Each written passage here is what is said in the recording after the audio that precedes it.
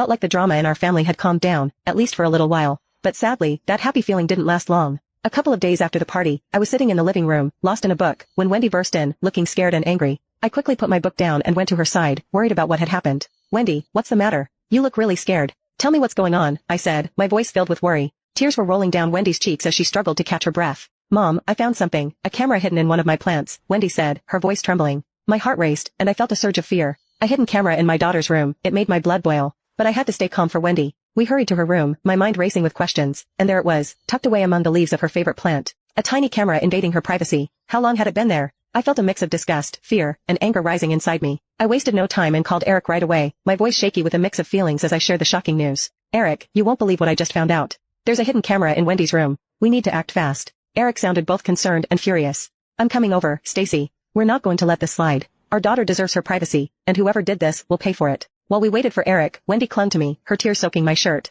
She blamed herself for not noticing the camera sooner, but I assured her it wasn't her fault. I promised to support her through this unsettling situation. When Eric arrived, his eyes reflected our emotions, anger barely contained beneath a calm surface. We carefully examined the camera, searching for any clues that could lead us to the person responsible. It was a betrayal of trust that hurt deeply, and we were determined to uncover the truth. The invasion of our safe space shattered the feeling of security we had worked so hard to build for our family. We needed to take action quickly, not only to protect our daughter, but also to restore our peace of mind. If there was one hidden camera in Wendy's room, who knew how many more might be lurking elsewhere in our home? Don't worry, Wendy. We won't stop until we find out who did this, I reassured her. Thanks, Mom. Can I please nap in the guest room? I don't feel comfortable in my room right now, and I'm really tired, Wendy asked. Of course, sweetheart. You do what you need to feel safe. I'm so sorry this happened, I replied gently. Wendy headed to the guest room, likely wanting some time alone after her privacy had been violated. I couldn't shake off the feeling of malice. Who could do something like this? We decided to review the footage, gather any evidence we could find, and involve the authorities if necessary. Nobody messes with our family like this. Though I was shaken, I found comfort in knowing Eric and I were on the same page. We sat together in the quiet of our living room, the seriousness of the situation weighing heavily on us.